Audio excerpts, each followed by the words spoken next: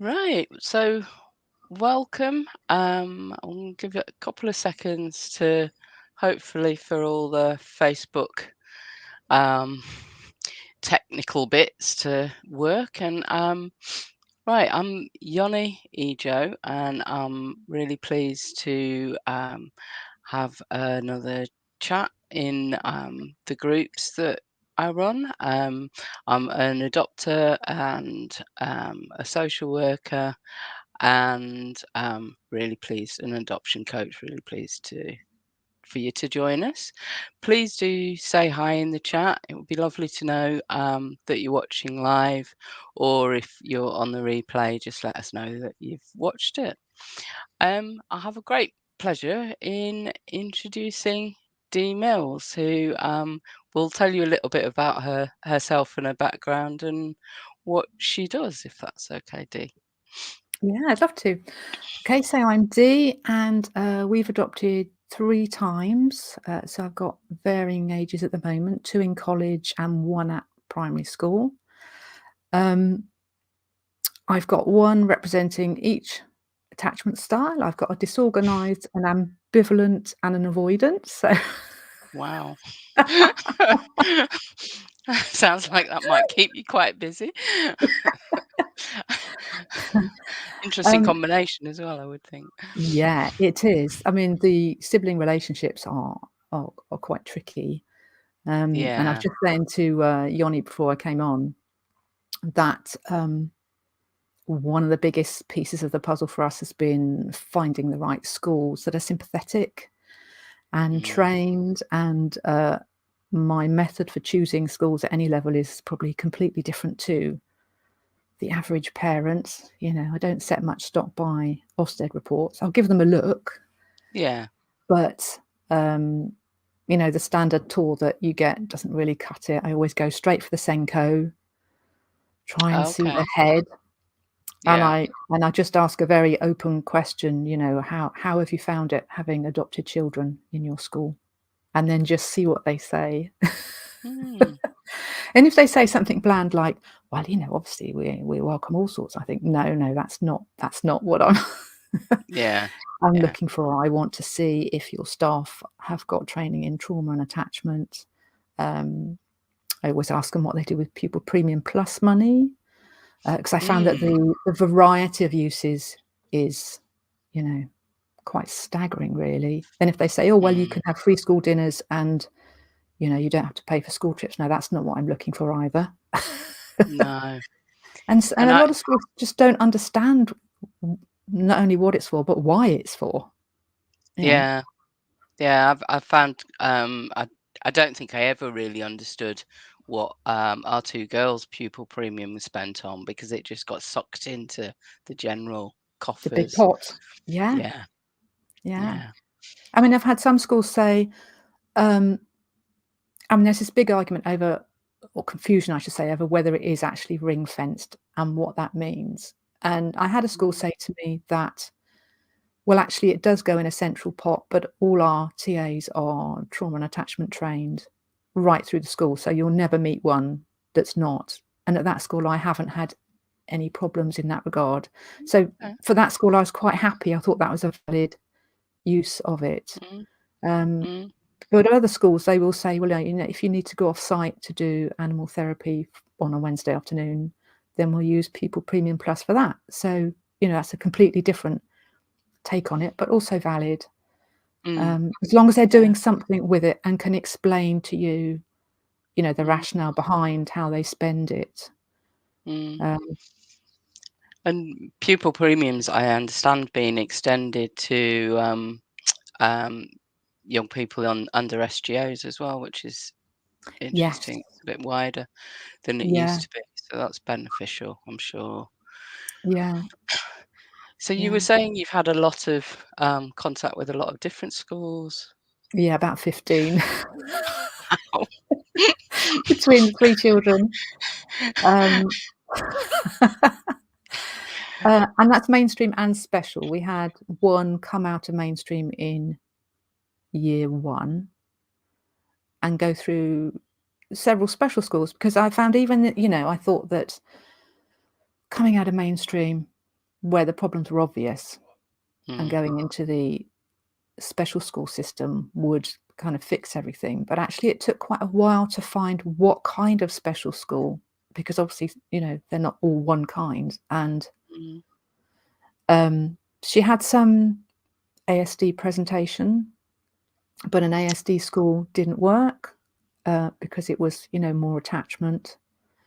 And then we had a behavioural based, you know, BESD or whatever the acronym is now. It kept changed about 3 times while we were there. And that wasn't quite right either, because her behaviours, you know, what lie behind them wasn't the same as for the cohort she was put with. And in some ways that was quite traumatising. And in the end, I mean, regardless of how they classified themselves in what they were trying to serve, it was just going for the special school that was the most nurturing and put nurture front and centre.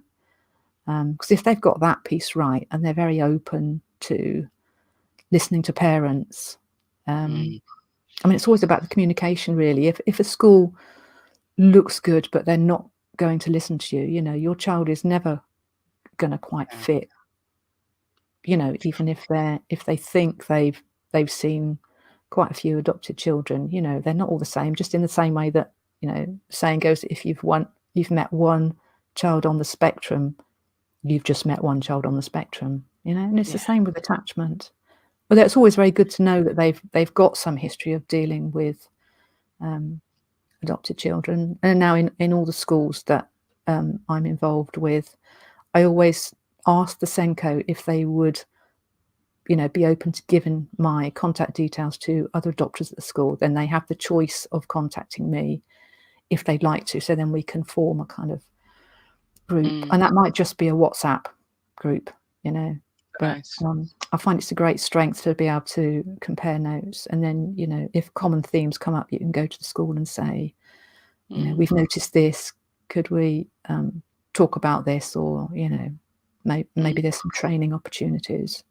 And it's all about a kind of approaching them in the right way, so that they don't think that you're trying to tell them how to do their job, because, you know, that doesn't go down well. But we are the experts in our children, so. Well, you know. absolutely. And how you said about choosing a school that's nurturing, and I'm interested in how you sort of can identify that as a parent without sort of sitting in the school for hours, maybe. Yeah.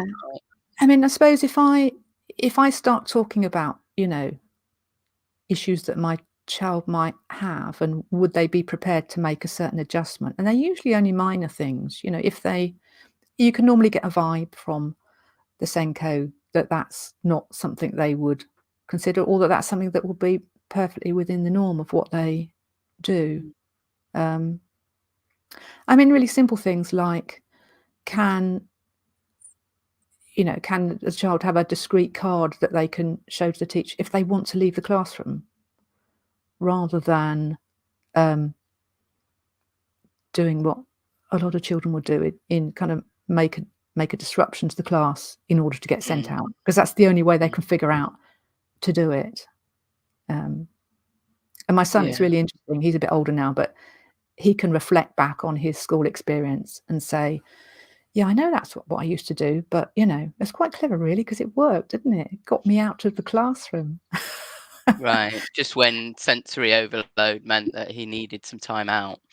Yeah. And do they have safe spaces that are identified that the children know they can go to?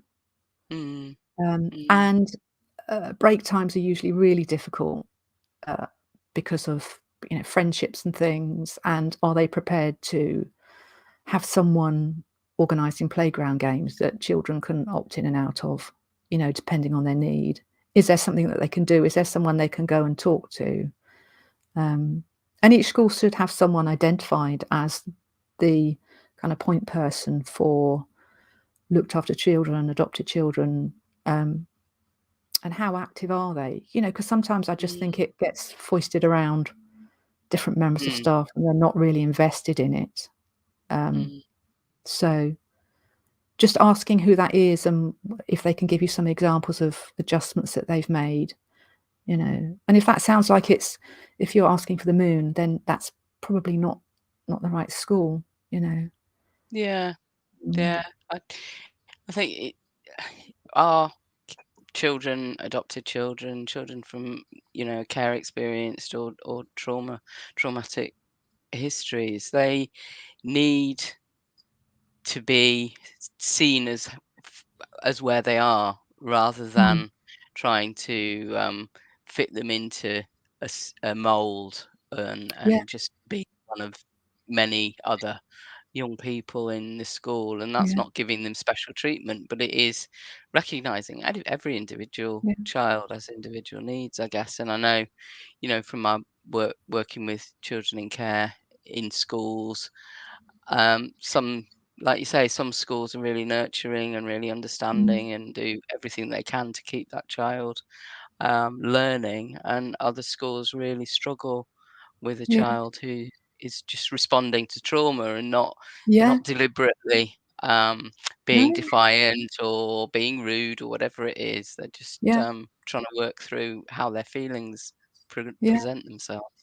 I mean, the key thing is the hypervigilance, isn't it? And Mm, how that presents itself. So, you know, you've got one child who would be very easy to miss actually because she shuts down and is absolutely no trouble, but is mm, just not accessing the learning unless you know to look for that and kind of mm, coax her out. Or it could be something really simple like making sure she's sat in the right position in the class. You know, some children don't like sitting at the front because it's a bit frightening having noises behind them because they don't know what's coming at them. mm, Whereas other mm, children, if you sit them at the back, they think, "Well, that's okay. I can just kind of switch off. No one can see me." And mm, you know, everyone's different, and it could be down to who they're sat next to in one class doesn't work for them, um, who they're paired with, and just the hypervigilance manifests in so many different ways. I mean, we've got one child who can describe how they're in a classroom and they could tell you exactly what's going on in the corridor outside. And mm. the fact that, you know, the room was painted 3 weeks ago and there's still a bit of the smell lingering, which probably no one Yeah. else could pick up on. And all these minute details, or what, you know, the child that sat in the corner that is perceived as a bit of a threat, you know, what they were wearing, whether they had different trainers on that day, and yet could not Mm. tell you what the teacher said for the last 20 minutes. Because that brain power is all Yeah, all being used on making sure they're safe. yeah, Because yeah. there's that perception that the unknown or something that's different from last time has to be clocked to kind of keep tabs on their environment. Mm, And, I mean, it's just hard to imagine being like that and how debilitating that would be if you're in an environment where you're supposed to be just, you know, taking all this, education in like a sponge, and you just mm, your mind is on so many other things. It's just not possible. yeah, Um, and at yeah, least if no, the teachers have a sense of that, whereas, you know, you could get a situation where they say, you know, a child might obviously look like they're not concentrating, you know, and you get the mm, teacher saying, "Well, what did I just say?" And they just don't know, and then the next minute they could be sent out of the classroom for not listening, mm, you know, yeah, um, and and it's actually really it's not their just that. fault. Yeah, no, absolutely. I know, there's increasing discussion about trauma-informed classrooms and teaching, Mm, and that's really welcome. yeah, It needs to go much further, but, yeah, because I think, yeah, absolutely, there's some schools that really understand it and get a grip on it, mm, and, other schools that just clearly haven't got time for anyone who isn't no, able to sit down and, write an essay for an hour and a half without yeah, causing disruption. yeah. So, so is the experiences of your children, is that how you came into the therapies that you now are using? Yeah. I mean, we tried so many things, and then The one that I found that helped the most is the Safe and Sound Protocol, and Right. that's a listening therapy, by which I mean that the children listen to specially filtered music. And talking of trauma, it works on the premise that it's based on polyvagal theory, Stephen Porges' polyvagal theory. Right. And if a child experiences trauma, or if anyone experiences trauma, but it's especially true of children because their systems are kind of growing and developing, that trauma will actually influence how they hear things. Um, Okay. and the specially filtered music it works like a tune-up for the inner ear muscles. So if you can imagine that sound comes in a funnel, sorry, that's the right way, Mm. and um, their hypervigilance makes them listen out for the upper and the lower sounds because they're the ones we associate with danger. And speech, Okay. human speech, is in the middle frequency. So Right. it absolutely made sense to me that um, my children, if I would say something, they would not pick up inference, or they might be confused by my tone of voice. They might think I was cross with them when actually I wasn't, but it was just Mm. this hypervigilance and kind of missing the meaning behind what was being intended by speech. And so we tried it and noticed that there was a huge reduction in sort of trauma-like behaviour. So then I went and trained in it. And because of COVID, it was becoming more and more popular before the pandemic. And you used to have to go and sit in a therapist's office and Mm. kind of listen on a machine with headphones. But because of the demand and lockdowns, they developed an Mm. app so that children, and also works for adults, can listen in their own home, and you talk them through how to do sessions. And we found that's actually great because a huge block that I'd noticed in my children before was this idea of going to therapy. Yeah. Whereas if you do it at home, you can pick the time, you can pick your surroundings, you can pick Mm. some activities to do, like colouring or jigsaws while you're listening. And you can also, some days you might only listen for 5 minutes. Whereas if you're going to an office, Mm. that, you're going to need a lot of trips, and you're not going to know on any given day how long a session they're going to feel like doing. And it's Mm. quite unlike on other therapies, and it's not prescriptive about, you have a session of kind of talk therapy and it's usually 45 minutes. Whereas Mm. with Safe and Sound Protocol, the idea is that you never tax the nervous system. So you would never kind of push through and think, well, I thought I was going to do 15 minutes today, so I'm going to push on. If you've had enough after 5 minutes, Mm. then they stop, and that's not a problem. So it's very flexible. But I mean, we have tried all sorts. And the one thing that I found with um, the way that post-adoption services worked was they were quite keen on directing us towards talking therapies quite early on. And I Mm. actually found that was too kind of top down, whereas this is more of a bottom up approach, because a lot of the children, Mm. they're just not properly in their bodies, are they? Well, and that's I get quite frustrated. My sort of day job is as a manager in a leaving care team, and we have this whole range of young people who have issues that they need to work through, but they haven't even got the language or the comprehension or the understanding about what's going on in their subconscious to No. vocalize what they're going through, never mind talk about it and then sort of wrap it up in a bow because Yeah. they've Yeah. moved through it. So it just feels like a real disconnect between, Yeah. sitting down and I always used to think, to have long conversations with people in CAMS teams, and why can't you sort of have classes of mechanics or cooking or whatever it is, and you're doing that as well as talking, because at Yeah. that point, young people, particularly teenagers, do not naturally sit down in a room No, and tell you how they're feeling. That's just no, no. not. I mean, the main thing is that their trauma means they're so not in their bodies, and Mm, they can't tell you some of the time if they're hot or cold. So how can they mm, tell you if they're feeling sad or angry? It's mm, too sophisticated an approach mm. to be able to expect them to be able to Yeah. do until they're kind of more in the body. They've got fewer sensory issues. They've got a more regulated nervous system. Mm, Um, I mean, I sat in on some DDP therapy sessions with my middle child, and I think dyadic developmental psychotherapy is fantastic as an approach for an adopters, but it has to be at the right time. And mm, the things that he was expected to explore, um, I wouldn't have been able to do at that age, and I wasn't mm. that happy about doing it now.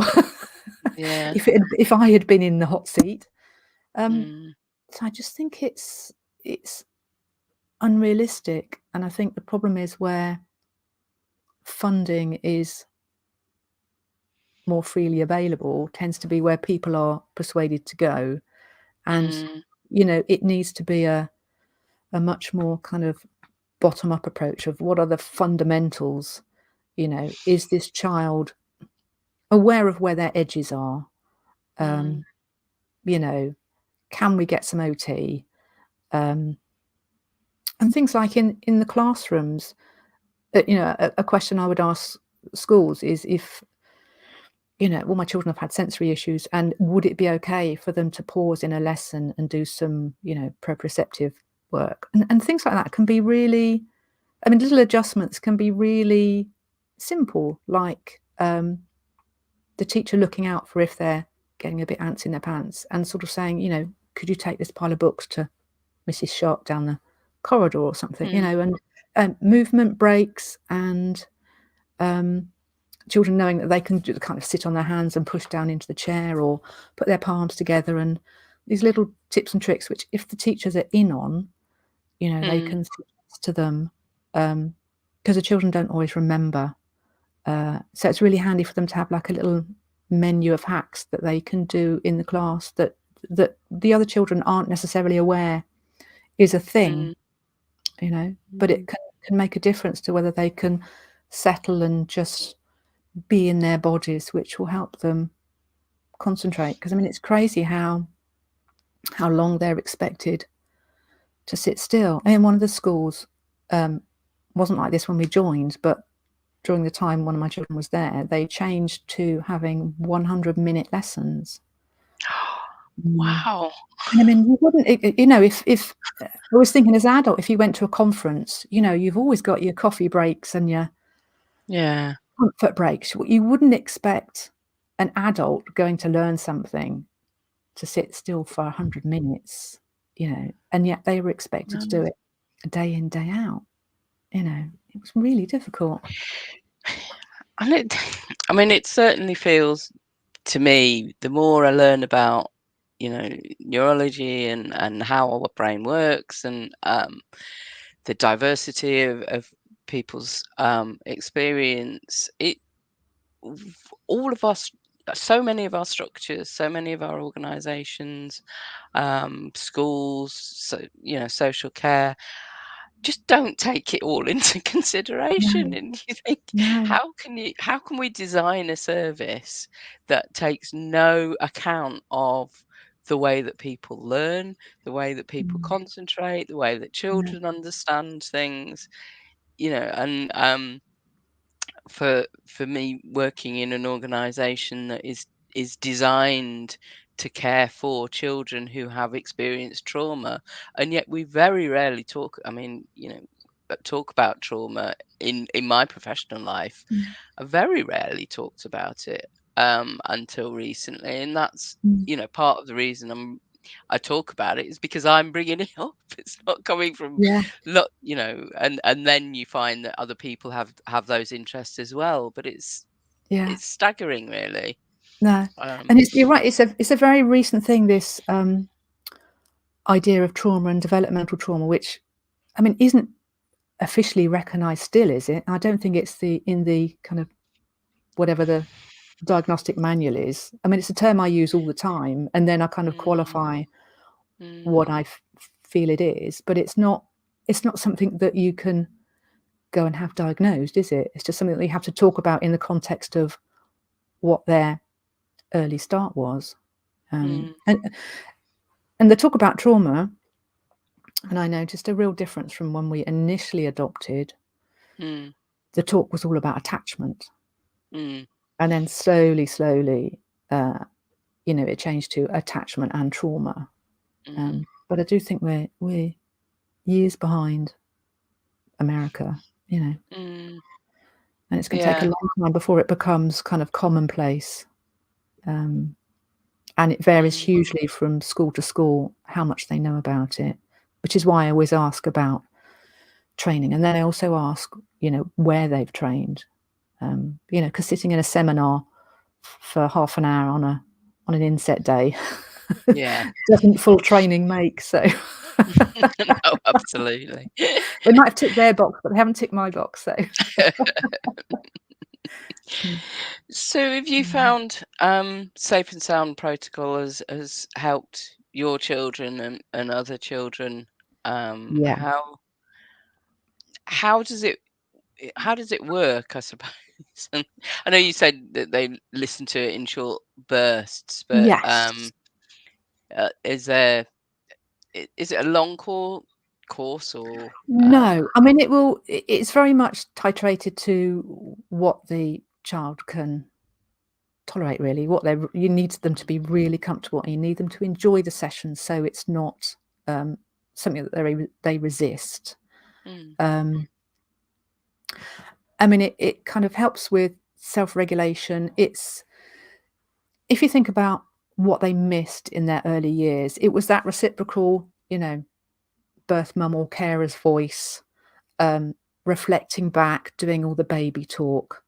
mm, So the first phase that the music kind of does is to kind of exercise the middle ear muscle structure so that it's more able to receive. And then you move on to the phase of listening where you're kind of pouring in all the good stuff. So you're kind of backfilling the input that they didn't have early on in their life of having prosodic vocals. It's vocal music. It's not like a lot of other listening programs where you might have classical music. It's very important that it's vocal music.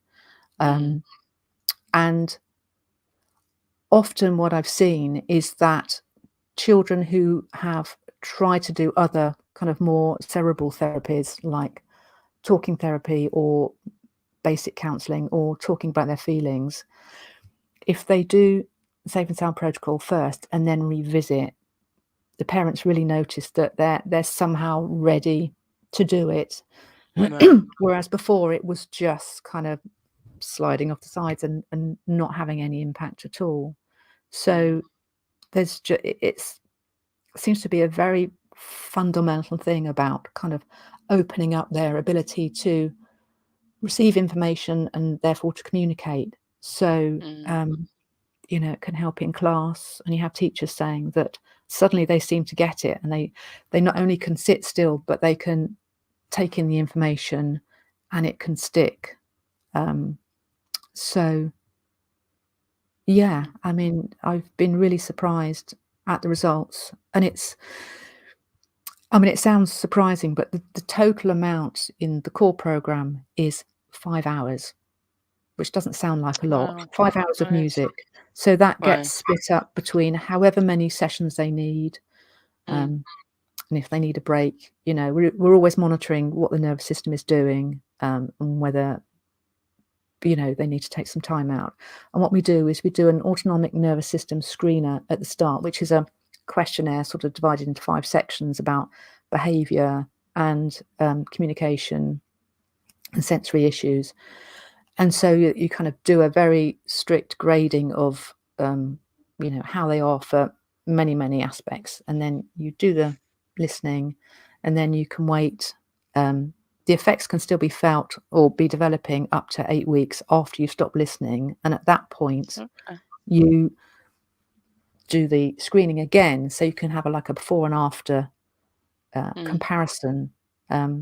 Because what we find is that sometimes behaviors can drop away, and if you don't really make a very detailed list, you sometimes don't notice. So, for example, a child might be going into a public toilet and be very scared of the hand dryer, and then you might not have that situation arise for quite a few weeks, and then the next time they go in, it's not an issue. And Right. that's the kind of change you can make. But if you're not tracking it, you can easily just sort of think, oh well, they're just not bothered by it anymore. But if you rack up all the different kind of seemingly minor changes like that, cumulatively they can make a huge difference to how a child functions and how relaxed they are in their body, and how they can be around other people, how they can have relationships. It's a really fundamental shift, which is surprising when you think, it's listening to 5 hours of music. It kind of has to be seen to be.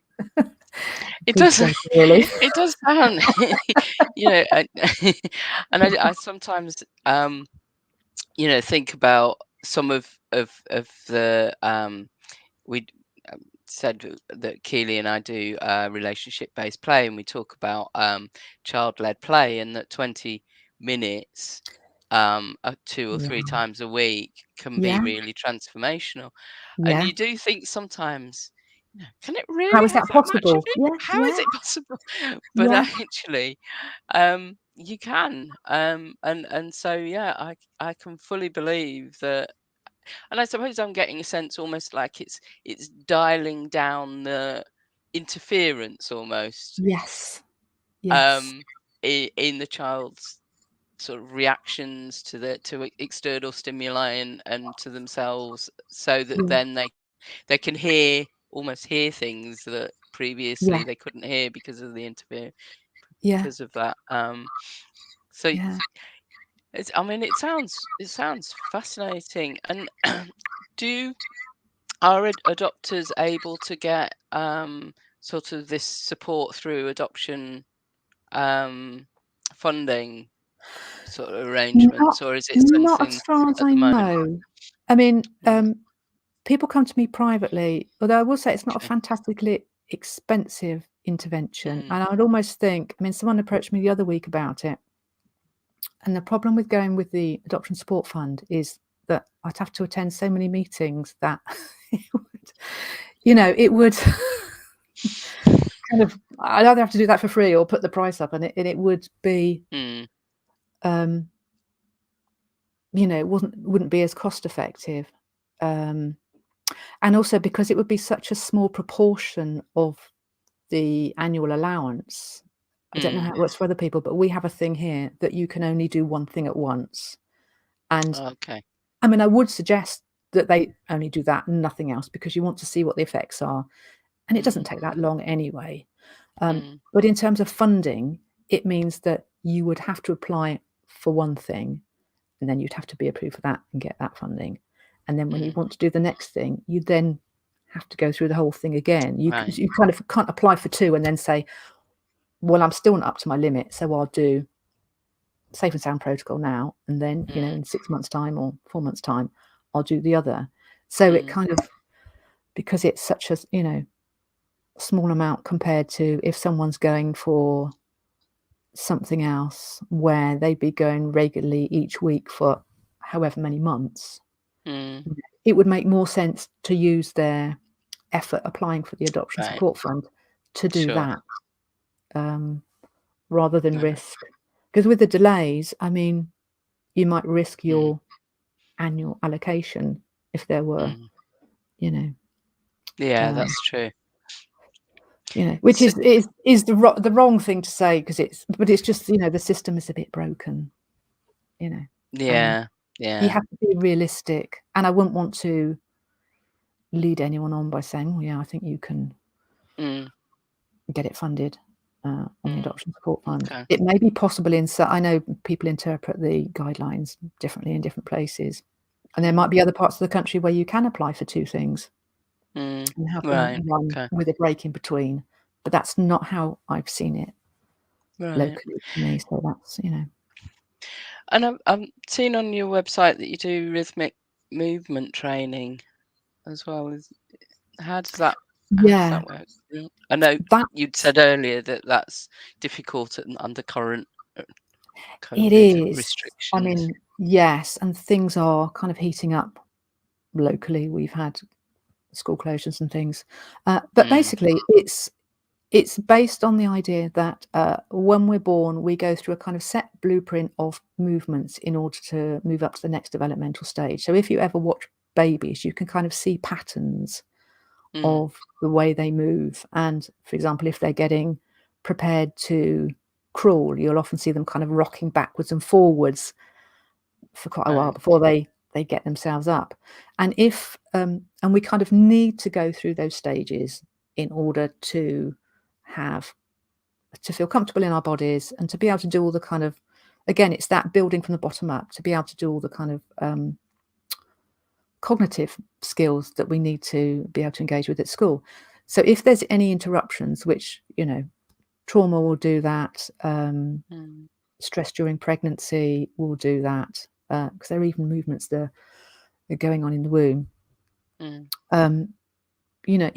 If you skip, there will be some kind of deficit later on. And some people, I mean, most of us are walking around with something that's retained. Not many people have got perfect reflexes, and some of us are able to have conversations that we use to overcome, and we might not even realize.